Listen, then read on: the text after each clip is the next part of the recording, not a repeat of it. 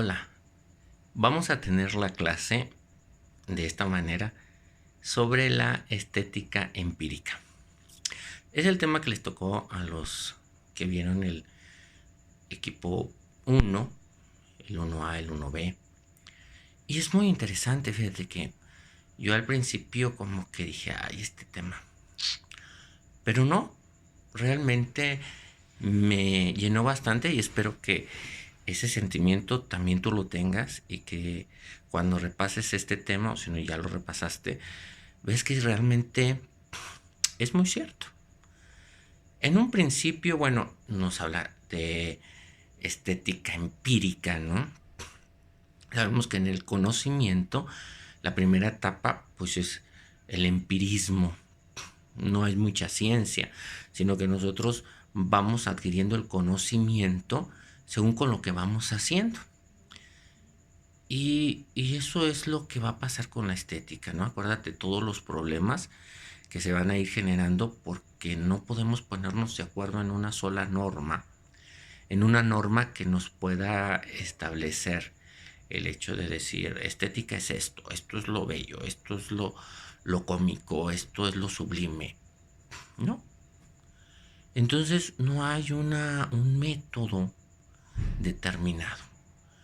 Y entonces, según la filosofía, iba adquiriendo sus métodos, iba adquiriendo su forma, pues según en el transcurso del tiempo. Cuando era la época de los racionalistas, pues se buscaba una estética racionalista. Cuando era la época de la metafísica, pues igual se buscaba una, una estética metafísica y así sucesivamente. Pero vamos viendo que esto hace que se carezca de lo que realmente era una ciencia. Variaba de sujeto a sujeto, ¿no? Como todavía hoy en día podemos decir, ¿no? Esto es muy bonito o a mí no me pareció, esto no alcanza a ser realmente bello. Bueno, eso es lo que iba haciendo que día a día se fuera tomando según lo que cada uno lo iba aceptando. Por eso es el término de empírica. Se queda atrás lo que se decía acerca de la ciencia, ¿no? No se tomaba en cuenta ya el rigorismo de una ciencia para la estética.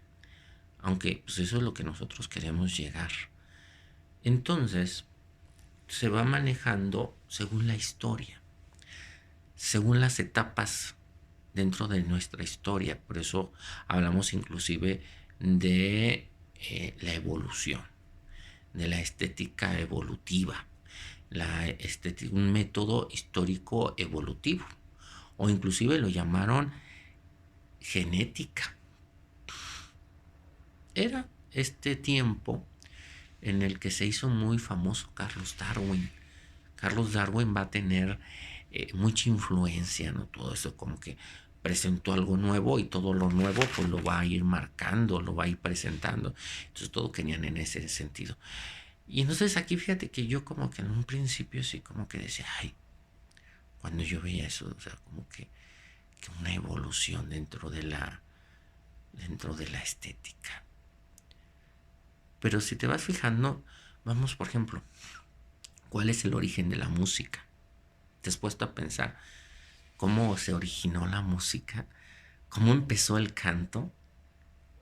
Tal vez a lo mejor aquellos primeros seres, bueno, debieron de haber tratado de imitar a los animales, principalmente para poderlos cazar. Pero de eso empezaron a pasar a otros aspectos importantes, ¿no? Y empezaron a vocalizar, empezaron a tener esas notas, empezaron a buscar lo estético en su canto, en esa forma de transmitir la alegría, la tristeza, el peligro X, ¿no? X circunstancia.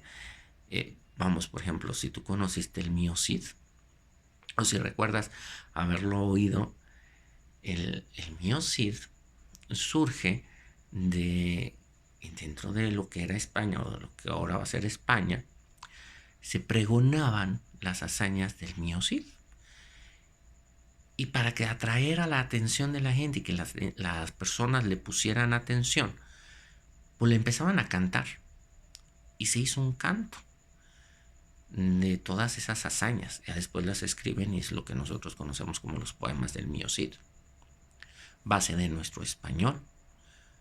Pero vamos viendo entonces cómo en la música va viendo esa evolución histórica de cómo empezamos a imitar animales, cómo le empezamos a dar ciertas características y de esa manera fuimos llegando a una armonización de las cosas. Igual pasaría con las artes plásticas. Queríamos imitar la naturaleza, empezamos a moldear y empezamos a ver las figuras, ¿no? A lo mejor al principio las figuras que vemos en los museos se nos hacen así muy toscas, ¿no? Si tú recuerdas la imagen que vimos en el libro de valores sobre la Venus, la primera Venus, pero ahí querían establecer o querían expresar algo. En ese caso, si recuerdas esa clase, la vimos como que era la fertilidad. Era una señora con unos senos, con una cadera muy amplias, porque era característica de la fertilidad.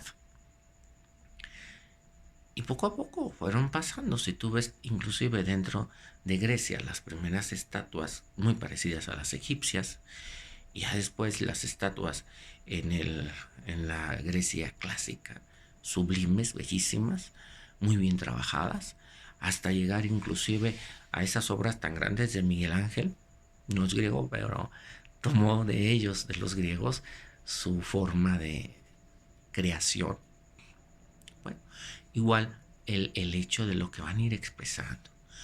Bueno, si también llegamos a la arquitectura, por ahí se nos habla de un autor, Semper, que nos va a hablar sobre la técnica de elaboración y que en él va a utilizar también la naturaleza que se utiliza, ¿no? Nos habla ahí acerca de la piedra y las técnicas que se utilizan, los materiales y esto. Y si te vas dando cuenta cómo el arquitecto va buscando también una estética, pero una estética que sea agradable, que sea placentera, no nada más en el hecho de que se vea bonito, sino que sea útil.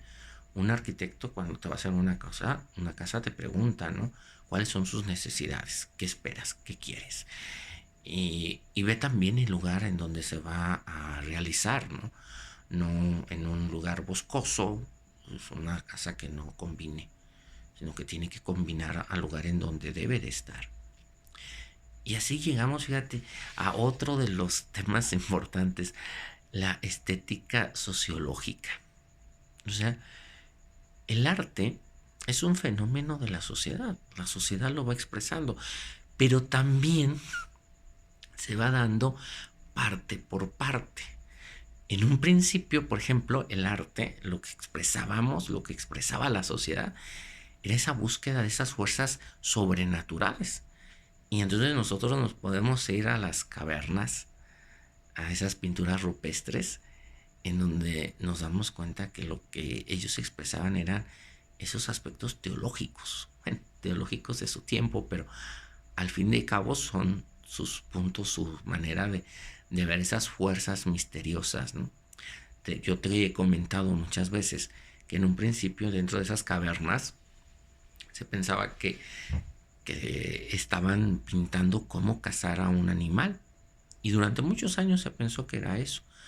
Y yo te comentaba que luego se encontraron con que ese animal que estaba ahí dibujado, pintado, pues no había fósiles, no había huesos de ese animal.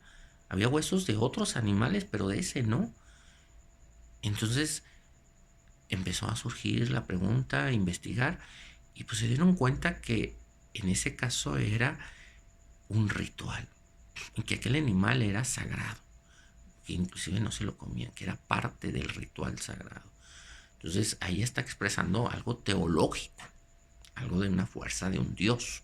Bueno, claro, todavía dentro de la evolución no lo consideraban como dios, pero sí como una fuerza. Y así vamos a ir evolucionando poco a poco, poco a poco. Vamos a llegar a la Edad Media, donde es el esplendor de ese aspecto, de ese punto de vista, y así sucesivamente, ¿no? Y ¿qué es lo que podemos como que reafirmar dentro de este tema?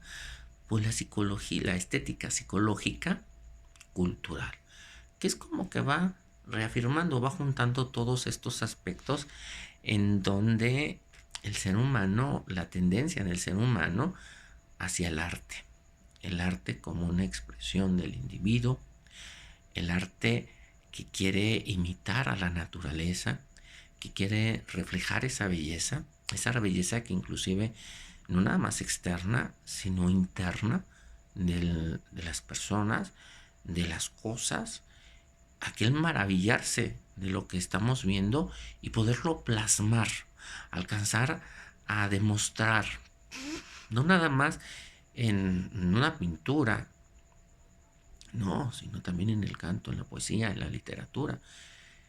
Y que así como cuando nosotros vemos un paisaje que realmente nos admira y nos llena, también veamos en esa obra de arte algo que nos llena, nos emociona, nos gusta, nos agrada.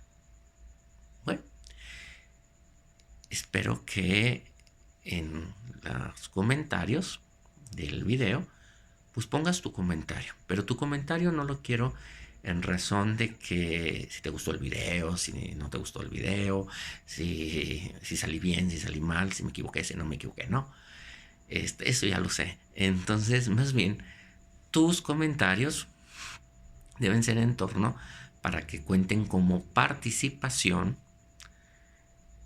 es que tu comentario sea sobre el tema, sobre qué opinas, sobre cómo es ese proceso, qué entiendes tú del proceso evolutivo de la estética. Y sobre los puntos que hemos visto, a lo mejor puedes comentar algo, un comentario muy pequeño, aunque sea, pero que sea un comentario de decir, pues sí, yo entiendo que el arte se evolucionó, o yo supe que la danza evoluciona de esa manera, o porque, por ejemplo, dentro de la misma danza, por una parte era el contacto con la naturaleza, después era una forma de atraer a la pareja, después es una expresión de un sentimiento, en fin, va dentro de todo un proceso. Entonces, igual si tú sabes de algún proceso evolutivo de este tipo, pues coméntalo y esos comentarios pones tu nombre para que yo pueda poner tu participación. Next class student, see you later.